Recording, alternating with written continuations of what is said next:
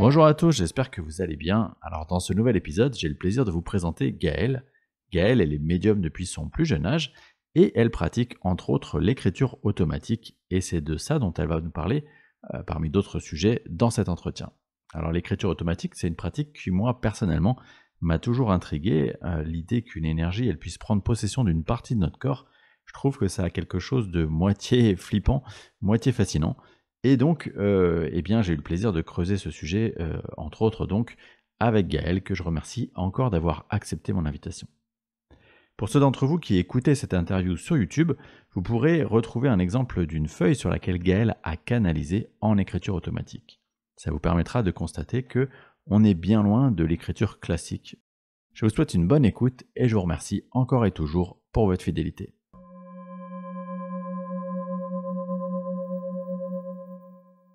Alors Gaëlle, bonjour et merci beaucoup d'avoir accepté mon invitation dans ce podcast Entre deux mondes. Pour commencer, et pour les auditeurs qui ne te connaissent pas, est-ce que simplement tu peux te présenter? Bonjour, je m'appelle donc Gaëlle. Je me présente, je suis médium. Donc, depuis mon enfance, j'ai des capacités extrasensorielles. Aujourd'hui, j'en pratique mon métier. Voilà, c'est vrai que j'ai toujours été très passionnée depuis mon enfance, en fait, d'ésotérisme et de voyance. D'accord, tu dis que tu es donc médium depuis tout petit. Comment tes premiers souvenirs de médiumnité, ça remonte à quand exactement? Mes premiers souvenirs, donc c'était à l'âge de 6 ans. J'ai eu mon premier contact avec ma défunte grand-mère, voilà, qui est venue, qui m'a caressé la joue. C'était en plein mois d'été. J'ai ressenti, voilà, j'ai eu un grand frisson, j'ai eu très froid, mais je l'ai vraiment visualisé, hein, comme si elle était devant moi. Et c'est vrai qu'à l'âge de 6 ans, c'était un événement très très marquant, en tout cas Ouais, tu en lien m'étonnes. avec mon enfance. Tu m'étonnes. Et est-ce que tu peux en parler à ce moment-là, à cette époque-là? Est-ce que tu as une famille qui est à l'écoute de ce que tu leur racontes? Effectivement, j'ai une famille qui est très à l'écoute, voilà, par nos origines. Et donc, on m'a pris, voilà, on m'a dit, oh, ben, elle est venue te voir et elle t'a dit au revoir. C'est normal Et quoi. Tout va bien. voilà, c'était tout à fait normal, hein. Exactement, D'accord. Super, exactement. du coup, est-ce que tu te dis quand t'es petit, j'en ferai mon métier ou pas du tout? Ah ben jamais. Jamais, d'accord. Jamais, jamais, je me suis jamais dit ça de ma vie. Si tu veux, c'est la force des choses qui a fait que aujourd'hui, effectivement, j'en fais mon métier. J'ai pris une voie, un cursus normal, c'est-à-dire je fais une école de commerce, j'ai fait marketing, communication, un master. D'accord. Ah Voilà, oui. c'était très cadré et en même temps, j'avais toujours quand même ça en moi, Hmm. au fond de moi, hein, par des rêves, par des prémonitions. Il y avait quelque chose de bien plus fort et de très présent depuis l'enfance quand même. Hmm. C'est-à-dire que tu mènes tout ça de front, c'est-à-dire que tu as à la fois une carrière, enfin un début de carrière classique, et à côté de ça, tu as des perceptions qui continuent, qui sont aussi importantes qu'avant, ou tu vois, comment tu arrives à gérer un peu ces deux choses à la fois? Mais si tu veux, en grandissant, Xavier, tu mets un peu ça de côté. Quand tu te lances dans la vie active et que tu te rends compte que tu as ça, ben, tu continues à travailler, mais la vie fait bien les choses parce qu'elle te met les personnes au bon moment, sur le bon chemin. Et là, tu te dis, ah ouais, il se passe quelque chose. Et pour mes études, je suis partie. Et en quittant le milieu familial, effectivement, j'ai rencontré des personnes dans le milieu, on va dire, ésotérique, mais plus en lien avec l'approche très humaine. Hmm. Et j'ai toujours aimé le côté quand même très, très humain. Ce côté un peu où on se sent à part parce qu'on a cette hypersensibilité au fond de soi. Et quand on quitte tout ça, on se rend compte, on grandit. Et là, on se dit, ah oui, il y a bien quelque chose. Faire la part des choses et se dire qu'il y a quelque chose de plus fort. Tout ce qui doit arriver à soi arrive par Hmm. différents chemins. Et effectivement, la vie m'a amenée sur Paris. Il y a un événement qui a fait que je suis revenue aujourd'hui, donc je suis dans la région de l'Hérault. Et si tu veux, je suis repartie à zéro en te disant, bon, t'as ça en toi. C'est comme si on m'a poussé en fait. Voilà, il y a eu une rupture de quelque chose et la vie m'a poussé à ça. Ouais, donc il y a un moment, un déclic, quoi, c'est ça? Exactement. Ouais. Et du coup, tu lâches tout et tu dis, allez, hop, c'est parti, je deviens médium? Je lâche tout, non, c'est pas, c'est vraiment, ça a été quand même un processus, c'est déjà d'accepter soi-même. Ça, c'est important, d'accepter, de lâcher, de travailler sur soi. C'est important aussi de comprendre beaucoup de choses. Effectivement, j'étais allée voir quelqu'un, imaginons si vous avez des capacités extrasensorielles. Et quand je te disais que la vie est faite de rencontres, j'ai rencontré un guérisseur qui m'a dit, mais Gaëlle, tu es médium. Et souvent, on me l'a dit. Parce que de petite, j'aimais aller voir les voyants. J'ai toujours aimé, on me disait, mais vous avez ça en vous, mais c'était pas le moment. Ouais, je comprends. Quand tu te lances, j'imagine qu'il y a un peu d'appréhension. Comment, à ce moment-là, tu te dis, ok, j'en fais mon métier. Est-ce que tu as la certitude que c'est ton chemin? Alors, j'en ai la certitude que c'est mon chemin de vie. Parce que c'est arrivé à moi, si tu veux, ça s'est imposé à moi. Si tu veux, je l'ai pas cherché. Comme je l'explique, je l'ai pas cherché, c'est venu à moi. Voilà. Parce que je pensais faire autre chose. Et d'ailleurs, si on m'aurait dit un jour, tu fais quoi plus tard? Je suis médium, j'aurais rigolé. Et c'est vraiment un peu par la force des choses et des événements, t'as des événements qui font que, et c'est surtout de suivre un peu son intuition et son âme, c'est d'être vraiment à l'écoute des signes, à l'écoute de la vie, à l'écoute de quand tu rencontres quelqu'un. Et tout ça, c'est un puzzle que t'assembles et que finalement tu te dis, ah ben oui, en fait c'était ça, parce que je me cherchais depuis longtemps. Est-ce que tu peux nous parler de tes perceptions? Comment est-ce que toi, tu perçois ce monde invisible? Alors, comment je le perçois? Ça commence par l'écriture automatique. D'accord. Donc, je canalise en écriture automatique. Je vais avoir des messages. Je raconte un peu l'histoire de la personne qui vient me consulter, de mon consultant. Je peux avoir des prénoms, je peux avoir des dates. Je vais bien sûr voir le passé, le présent, le futur. Donc voilà, déjà très très fort en lien avec l'écriture automatique. Plus je le pratique, et c'est vrai que maintenant ça s'est développé par de la clairvoyance, c'est-à-dire par des images. T'as vraiment ce chakra coronal qui s'ouvre et t'as un afflux d'informations qui arrive. C'est d'être encore à l'écoute là et tu vois, c'est vraiment de se retirer ce côté un peu ton âme, ton être. Et d'être à l'écoute de l'autre. Donc, il y a ce côté très clairvoyance. Il y a le contact défunt aussi. Beaucoup. Et tout ce qui est libération de lieux. Quand tu fais du contact défunt, c'est pareil. t'as à la fois des images qui te viennent et puis de l'information qui descend. Comment, tu vois, est-ce que on te parle ou est-ce que c'est simplement tu sais parce que c'est comme si tu téléchargeais finalement l'information? Alors, c'est vrai que c'est mettre des mots sur ça, mais contact défunt, parfois j'ai quelqu'un qui va arriver, qui va venir pour une consultation de guidance classique, mais finalement il y a un défunt qui est là et qui veut parler. C'est très spontané. C'est vraiment la sensation. Il y a cet échange qui est là et qui est spontané, et quand ils veulent parler, ben ils viennent et ils choisissent leur médium parce que tu le sais, c'est vraiment une vibration, une connexion. Et aussi parfois il y en a qui viennent avec avec leurs photos, avec des objets aussi, et c'est très intéressant d'avoir des images. Alors je vais pas entendre directement, c'est comme une radio, une onde, et tac que tu captes en fait. Et quand tu as des images, c'est des images c'est comme des images arrêtées, c'est des images animées, c'est des métaphores, comment ça se met en image? Alors en image, c'est vraiment des images qui vont être très claires, très précises, peut-être en fraction de seconde. Mmh. Et voilà, je veux dire, je vois ça, ça, ça.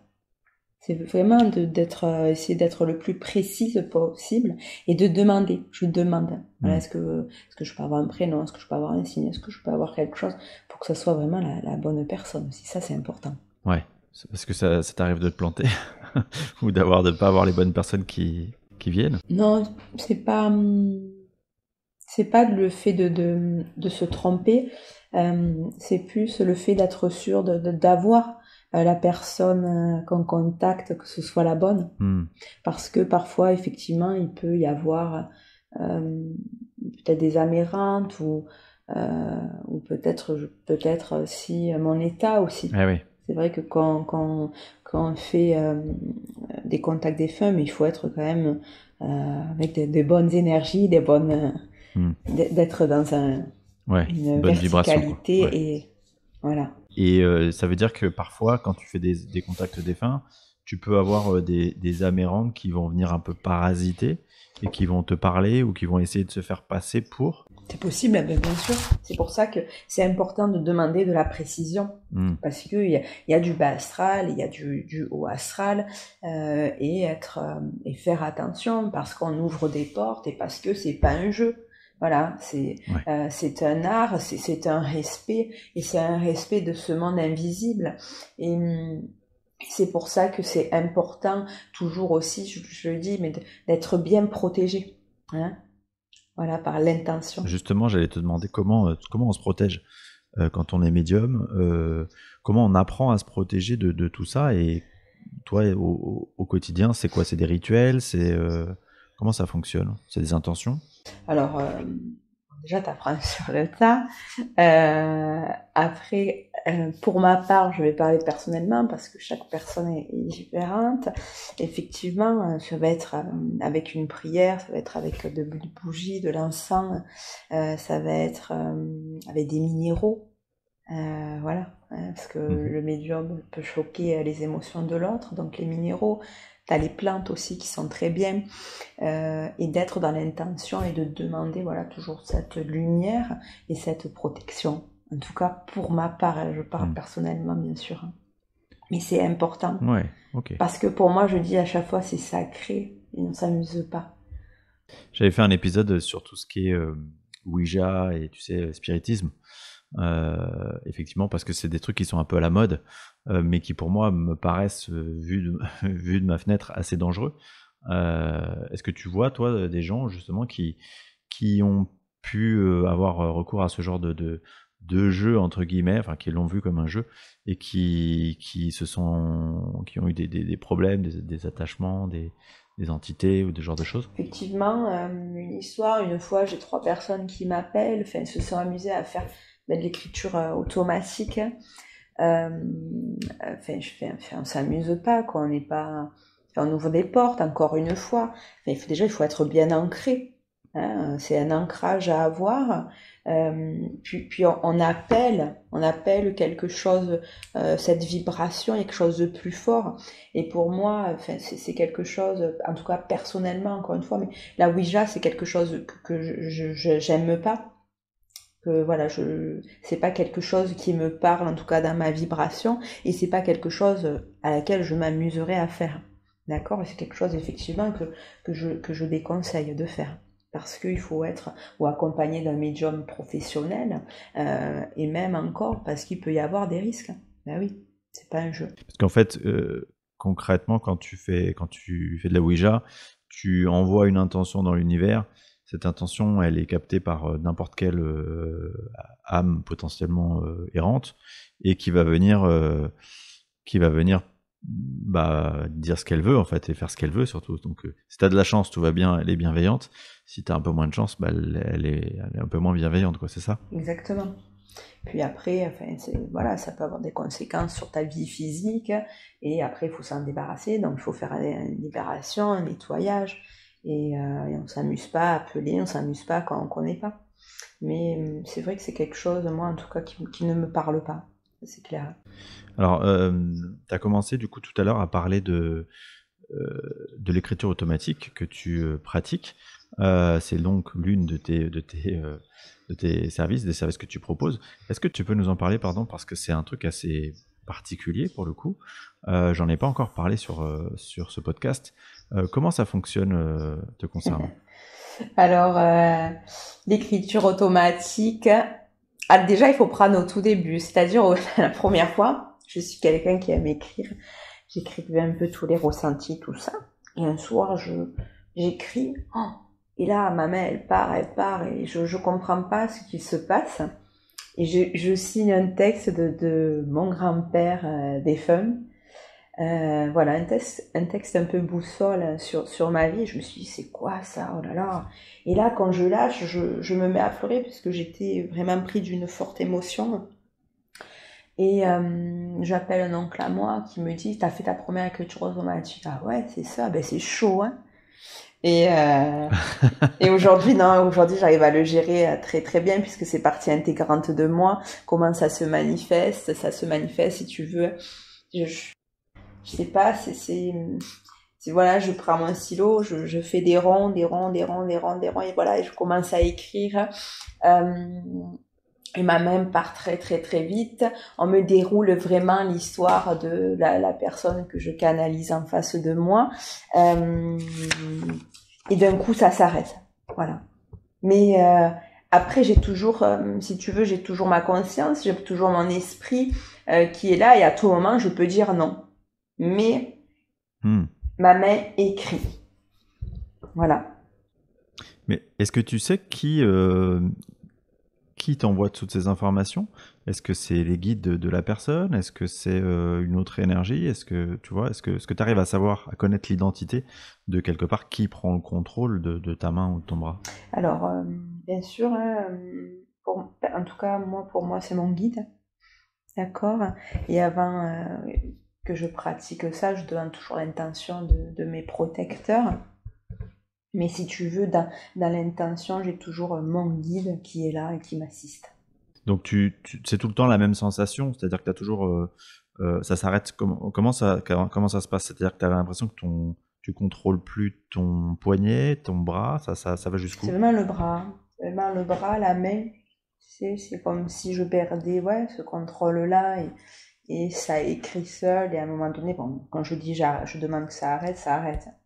Mais il y a ce côté conscient, voilà, où je le gère, mais ce bras qui part et qui écrit. Mais parce qu'en face aussi, c'est comme si, finalement, on me donne l'autorisation de lire, hein, c'est une lecture d'âme, hein, en gros. Ouais. Et en tout cas, pour moi, ça se manifeste comme ça, par cette écriture qui parfois, ben, par des mots, par des émotions, va retranscrire l'histoire de la personne en face. Ouais. Alors, dans ce que moi j'ai vu de gens qui pratiquent l'écriture automatique, c'est souvent très rapide et il n'y a pas forcément d'espace entre les mots et c'est aussi difficile à lire. Est-ce que c'est la même chose pour toi? Ouais. Ah ouais, c'est le brouillon. C'est le brouillon complet. Le stylo, il se lève pas. C'est vrai que je l'ai pas précisé, mais mon stylo ne se lève à aucun moment. Et ça s'arrête d'un coup. Et c'est très brouillon. Mais même si je te montrais, tu pourrais pas le lire. Te dire, mais c'est pas possible. C'est un dessin que t'as fait. Et moi, j'arrive à relire.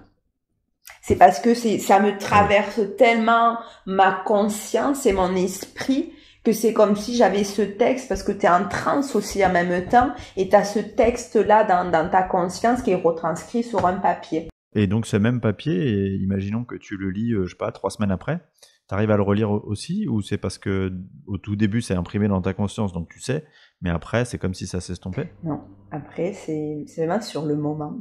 Ouais, ça va être dans l'heure, oui, hein, parce que je suis avec le consultant, et après quand je ferme, c'est fini, je ferme. Et sachant qu'il faut savoir que tous les papiers, je les brûle. Je garde rien. Ah oui, tu les brûles, d'accord. J'élimine par le feu. En même temps, sinon, tu aurais des bibliothèques de, de papier. C'est vrai. Mais le papier, non. Même si je pense, je le lirai 3 semaines après, ou je me dirais, mais c'est quoi ça? Tu vois? Ah oui. Je sais pas si j'en ai là sur moi, mais ça m'étonnerait. Mais si je te montrerai un jour un aparté. Ouais, bah on pourra peut-être faire ça, mettre, tu vois, 2-3 captures d'écran pour que les gens puissent voir un petit peu ce que c'est. Simplement se rendre compte de ce que c'est euh, quand tu canalises. Euh, J'imagine que comme ça va très vite et que c'est des go, tu utilises plein de feuilles en une séance. Ouais, comment ça se passe? Ouais, je prépare. Oui, effectivement. Moi, je prépare souvent 2, 3, 4 feuilles à la suite, là. Et j'écris, et hop, et d'un coup, ça s'arrête. T'as des feuilles, effectivement, qui s'interposent. Euh, Après, voilà, quand même, pour faire attention, hein, au niveau des feuilles, je fais recto verso. Voilà. Qu'est-ce qui fait, selon toi, que toi, tu es capable d'avoir cette, entre guillemets, cette capacité? Ça se passe comme ça pour toi. Mais que pour le coup, c'est quand même assez rare, j'ai l'impression, cette capacité chez d'autres médiums. Ça, c'est une bonne question que je me suis pas posée. Qu'est-ce qui fait, c'est que c'est comme ça. C'est pas, C'est ta ouais, sensibilité, quoi, c'est c'est ça? vraiment, je pense, t'as ce côté sensibilité, ressenti, et chaque personne, et chaque âme, et chaque médium a sa façon, surtout d'être canal et de canaliser, tu vois. Et il y en a qui vont le faire différemment. Il y en a, vous savez, de la cartomancie, il y en a le pendule, il y en a, ils vont avoir la clairvoyance. Il y en a, ils vont même pas peut-être avoir besoin de papier. Et ça dépend parce que chaque médium travaille différemment et que moi, ça se manifeste en tout cas très fortement par l'écriture automatique dans un premier temps. Voilà. Parce que c'est un outil, Hmm. c'est vraiment un outil et un support que j'ai besoin. Et peut-être dans 10 ans, j'en aurai plus besoin. Voilà. Ouais, c'est ça. C'est-à-dire que c'est ta sensibilité, peut-être même ta sensibilité du moment, qui fait que tu en as besoin. Peut-être que dans 5 ans, 10 ans, l'évolution fait que tu n'en auras plus besoin et c'est comme ça. Exactement. D'accord. Et donc, quand tu passes par l'écriture automatique, c'est toujours pour les mêmes prestations, c'est-à-dire pour la guidance, ou est-ce que parfois tu as des défunts aussi qui peuvent dans un contact défunt, te donner de l'écriture, ou tu vois? Effectivement, là, comme je te disais tout à l'heure, mais tu as le contact défunt qui se manifeste aussi par écriture automatique, hein. Et c'est Hmm. très fatigant. Là, quand c'est comme ça peut être très prenant et très fatigant. Parce que je revis l'émotion, je revis la vie de la personne. Et ça peut être tellement intense, un flux d'informations en 5 minutes que parfois, voilà, c'est important toujours d'être bien ancré, euh, mais en termes de prestation aussi, je le fais avec du contact défunt, bien sûr. Ouais, d'accord. Est-ce que tu t'es déjà fait peur dans cette pratique, hormis, j'imagine, la toute première fois que ça t'est arrivé? Voilà, la première fois. Est-ce que je me suis déjà fait peur? Oui. Oui, une fois, c'est pareil, hein, je me suis dit, bon, je me suis dit, bon, je vais essayer. Donc un jour, j'ai essayé toute seule, j'ai une conscience quand même qui a été projetée, j'ai revécu un peu l'histoire de quelqu'un, donc je suis partie loin, Allemagne, tout ça, je décrivais à quelqu'un, j'étais en train de tester en fait. Et en fait, le fait de revenir à moi, je pense j'ai mis 15 minutes parce que j'ai revécu un peu comme si la personne décédée avait vécu effectivement la guerre. Et de revivre tout ça, ça c'était la deuxième fois, un événement pareil, très fort et très très très marquant. Et après aujourd'hui, j'arrive totalement à le canaliser, à le vivre et surtout à m'en protéger parce que j'ai ma vie de médium, mais j'ai ma vie privée. Ouais. Pour les personnes qui, du coup, tentent cette expérience, mais qui n'ont pas comme toi le vécu, est-ce que c'est dangereux? Est-ce que en gros, bah, si on prend possession quelque part de ton bras, est-ce que ça peut aller plus loin? Est-ce que tu peux aussi avoir tu vois, je sais pas, avoir des désagréments de type entité qui viennent s'attacher à toi ou tu vois ouais. Quels sont les risques en gros pour quelqu'un qui commence cette pratique-là? Ben, les risques, c'est déjà de voir si les personnes ont bien ça. Il y en a, ils disent qu'ils testent, mais c'est pareil. Fait.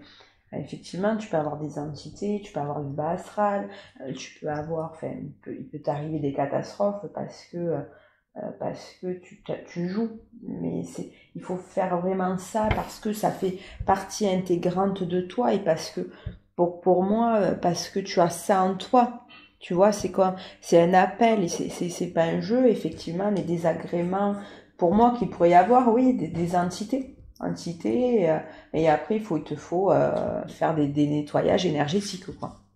Donc, outre l'écriture automatique, tu as dit que justement, toi-même, tu proposais des nettoyages de lieux ou des nettoyages énergétiques, c'est C'est ça? ça. Comment ça fonctionne pour toi quand tu arrives dans un lieu? Tu vois, parce qu'il n'y a pas forcément de mode d'emploi, j'imagine. Donc, comment tu arrives? Tu arrives dans un lieu, Alors déjà, en fait, voilà, d'enfant, hein, c'est quand même pareil, si tu veux, de l'enfance, je ressentais déjà les lieux. Donc je rentrais dans un lieu, j'étais pris d'un frisson, je disais, purée, il s'est passé quelque chose ici, et je décrivais un peu.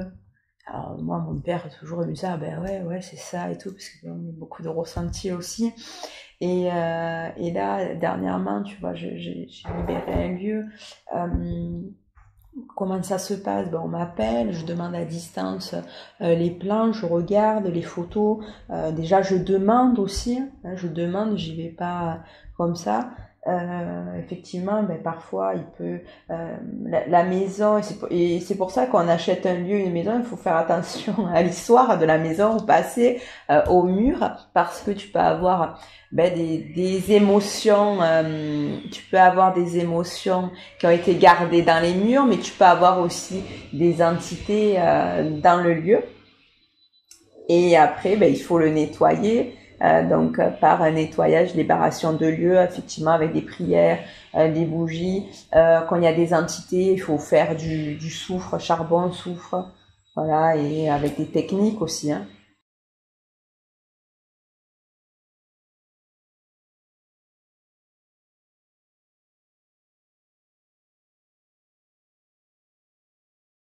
Alors je pense que effectivement, bon, depuis cette enfance, j'ai eu cette curiosité, donc tout ça, c'est, tu sais, quand tu regardes les films d'enfance, Ghost, et la vie a fait que, voilà, j'ai rencontré des médiums. Aujourd'hui, voilà, je suis entourée de médiums autour de moi, en échangeant, en discutant. Mais tu dis, ah oui, en fait, c'est ça, et t'as juste, c'est parce que c'est comme ça et tu le ressens. Et quand tu en fais une, deux, trois, on te dit, ben, merci, vous m'avez libéré le lieu. Ben, c'est pas quelque chose peut-être qui est écrit ou qui est manuscrit, mais c'est quelque chose encore une fois pour moi, hein, mais que tu as en toi et que ben, c'est à ton ressenti. C'est à ton ressenti. Et bien sûr, avec des outils qui font que ben, on libère, on dégage le lieu, on dégage les personnes aussi, parce que ben, parfois on peut être embêté aussi sur soi. Et est-ce que quand, par exemple, quelqu'un te contacte, tu sais tout de suite si c'est un travail qui va te demander 2 heures ou 3 jours? Est-ce que, tu vois, parce que j'imagine que c'est très différent d'un lieu à un autre. Comment est-ce que toi, tu appréhendes ça, le côté, bah, ok, combien de temps ça va me prendre finalement de faire tout ça? Alors ben, déjà au ressenti, effectivement, parfois ça peut te durer 2 heures, comme parfois 4 heures. Parfois ça m'est arrivé de refuser, de dire, oh là là, je vais pas aller là-bas parce que là je le ressens pas, quoi. Voilà. C'est vraiment, ouais, tu as tes ressentis dans tout et surtout dans l'approche parce que après, voilà, c'est toujours pareil, ben, il faut faire attention aussi. Il faut toujours être soi et soi-même, ben, se respecter et pour faire ça, il faut être dans des bonnes conditions physiques et mentales, quoi. Ouais, c'est-à-dire que c'est comme de manière générale pour pour être médium, il faut avoir une sorte d'hygiène de vie, entre guillemets, pour soigner sa vibration, j'imagine, Exact. pour rester dans cette énergie positive et que tu puisses travailler, quoi. Exactement, Xavier. Tu vois, tu parles d'hygiène de vie, mais c'est vraiment d'aller, d'être là au bord de mer, tu pars, tu marches, en tout cas d'avoir pas quelque chose de strict, mais toujours pareil, à comment on voit la vie, comment on voit les choses, et surtout d'être, tu sais, c'est comme quelqu'un qui fait du sport, ben pareil, cette hygiène, l'appliquer tous les jours et à son ressenti, être bien et aligné, c'est important, surtout d'avoir cet alignement en tant que médium, d'être toujours dans du bon. Et si demain je suis fatiguée, ben je le fais pas parce que je le ressens pas, parce que ben moi aussi, effectivement, sur moi, je peux m'attirer une entité. C'est pas que sur les autres, hein, c'est sur soi aussi, hein. Et c'est important, quoi. C'est important, c'est... Donc ça t'arrive des fois de te lever le matin et de dire non, voilà, ça c'est pas possible, je vais pas pouvoir gérer les rendez-vous du jour. Ouais, c'est pas... Alors, c'est plus, par exemple, tu vois, si tu es malade ou si, effectivement, tu as dégagé un lieu et que c'était hyper chargé, tu t'attendais pas à que ça soit si lourd, bon, ben la journée, là, tu peux décaler. Voilà, parce que je laisse toujours, Ouais. normalement, dans l'organisation, je me laisse toujours un peu de repos parce que je sais que c'est en intensité, c'est quand même puissant. Tu vois? Ouais, j'imagine. Ouais, ouais. Est-ce que, du coup, tu dirais, toi qui as connu la vie avant de cette profession et la vie de médium aujourd'hui, est-ce que tu dirais que c'est une vie facile ou c'est une vie compliquée d'être médium? Est-ce que c'est facile? En tout cas, c'est quelque chose qui je, que je fais avec beaucoup d'amour, beaucoup d'entrain, beaucoup de bienveillance. Parfois, ça peut être, effectivement, parfois ça peut être difficile parce qu'il y a des choses qui peuvent te toucher indirectement. Quand tu as la perte d'un être cher, d'un enfant, ça oui, ça peut être difficile parce que voilà, on est humain quand même si on arrive à avoir ce côté très cette empathie qui te permet de te protéger, d'accord, et ton hygiène de vie aussi qui te permet de rester dans un certain équilibre et une certaine justesse, mais tu as des choses bien sûr qui te touchent, quoi, comme les animaux, les enfants. Oui, bien sûr, tu as des histoires parfois qui sont qui peuvent te toucher, bien sûr, mais oui, parce que c'est humain, on reste humain, même si on est médium, on peut pas sauver le monde, quoi. On peut pas sauver le monde et on est humain avant tout. Est-ce que tu sais quand tu n'es plus au bureau, enfin, quand tu es chez toi, est-ce que tu continues de recevoir, de percevoir toutes ces informations ou est-ce que tu dis allez hop, je coupe, c'est fini, j'arrête? Alors je laisse tout au cabinet, je laisse tout, je me détache de tout, de toutes les histoires puisque ça ne m'appartient pas. Mais oui, il m'arrive effectivement à la maison, tu vois, le soir je cuisinais et je vois un monsieur qui se met sur un canapé, je lui dis non, c'est pas le moment. Effectivement, c'est possible, hein, ils viennent ou la nuit. La nuit, on vient me voir, fait non. Alors ça me réveille, je leur dis non, demain. Oui, ça va être plus des défunts. Et ça va être beaucoup des sensations, puisqu'il y a une certaine... en tout cas, pareil, un médium, quoi qu'il en soit, mais moi aussi particulièrement, j'aime avoir quand même ce côté un peu silence.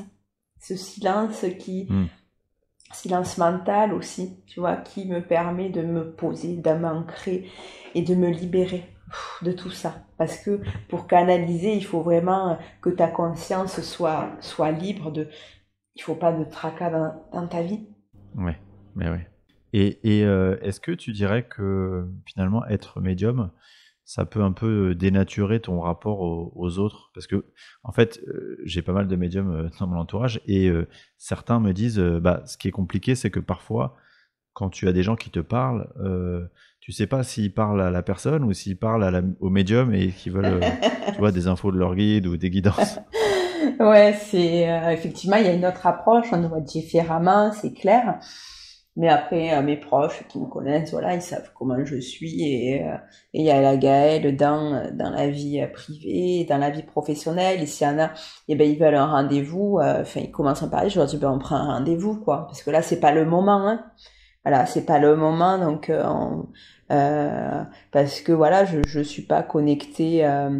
H24, alors là, il croit parce que tu me parles que je vois des choses. Ben non, enfin, ça se passe pas comme ça. Ouais, c'est ça. C'est pas sur commande, hein. Ou t'as des gens qui doivent se dire mince, elle va lire dans mes secrets Non, intimes. non, Ça marche pas non, comme parce ça. que voilà, il y a une certaine préparation et il y a quand même un certain respect de l'autre. Et en plus, il y a une certaine autorisation à avoir des plans supérieurs. Enfin, c'est beaucoup, en tout cas, cette expérience-là, le fait de consulter un médium, c'est une expérience à part entière et il faut être prêt. Voilà. Après, oui, hein, dans la vie, tu vas avoir, c'est bien, tu vas avoir des questions, alors ça se passe comme ça. T'as la curiosité aussi beaucoup. Parce qu'aujourd'hui, les personnes ben, évoluent, prennent conscience qu'il y a autre chose, où la vie les amène à des situations qui leur font dire, bon, mais ben oui, il y a bien quelque chose, mais en général, c'est toujours très positif. Ouais. Toi, tu t'assumes entre guillemets le fait d'être médium publiquement. Ça, Totalement. c'est pas un sujet pour toi. Ouais. Totalement, puisque ça fait partie intégrante de moi. Puis on est tous médiums, Ouais. à notre manière et à notre art. Hein, comme un menuisier, comme un boucher, comme voilà, ils ont leur canalisation dans ce qu'ils font, quoi. Et j'assume 100%.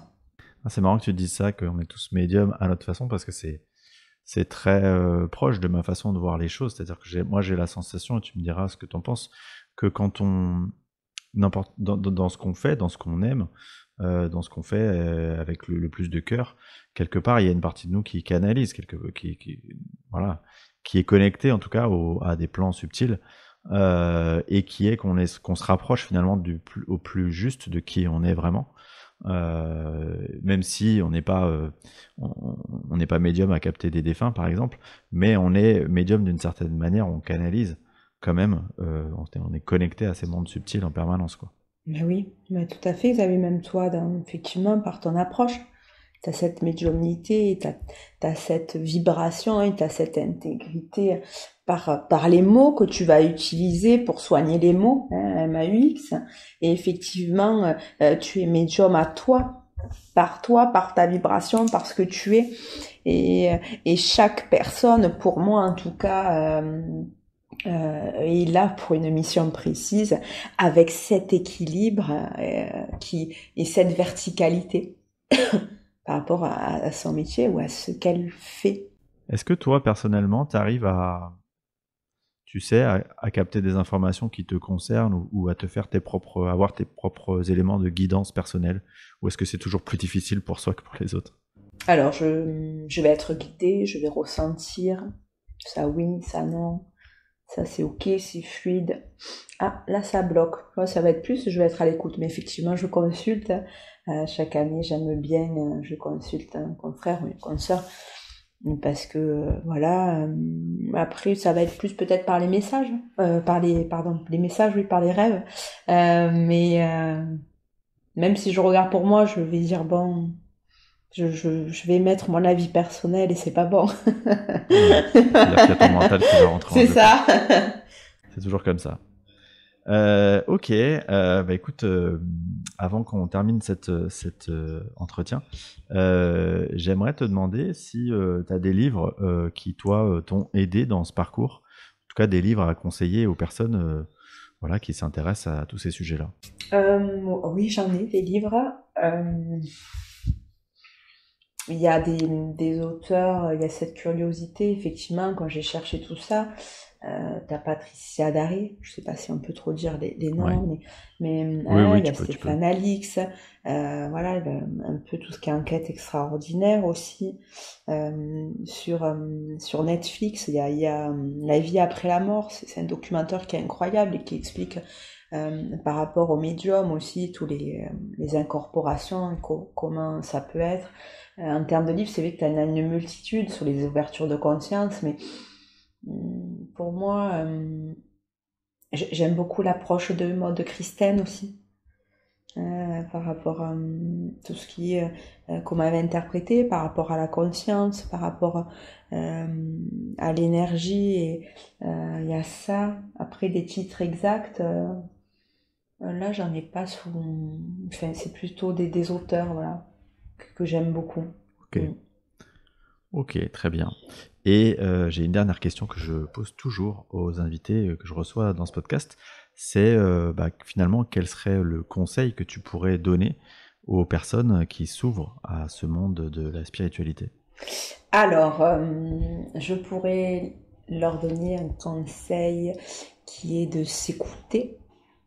Ça, c'est important parce qu'on a toutes les réponses sont en nous, hein, donc on attire ce qu'on vibre, hein, comme les lois de l'attraction. Et c'est vraiment de s'écouter, d'être guidé, de ressentir aussi les choses. Est-ce que ça, c'est bon pour moi? Est-ce que ça, c'est pas bon? Et de s'ouvrir, oui, de se renseigner à tout et de prendre voilà hein, ces informations parce que c'est vrai qu'aujourd'hui sur internet on peut trouver de tout comme information mais c'est surtout d'en prendre bien sûr mais d'en laisser voilà ça c'est important et de toute façon les personnes qui s'ouvrent à ça et qui sont guidées à ça, la vie fera qu'il y aura des rencontres qui se mettront sur leur chemin pour pouvoir évoluer, pour pouvoir avancer et de toujours être effectivement à l'écoute de tout ça et de se dire bon ça c'est ok, j'avance et je continue. Super. Merci beaucoup encore une fois, Gaël, d'avoir accepté cette invitation. Je mettrai évidemment tous les liens que tu me donneras pour que les personnes qui souhaitent te retrouver puissent te contacter directement. Merci Xavier, à bientôt.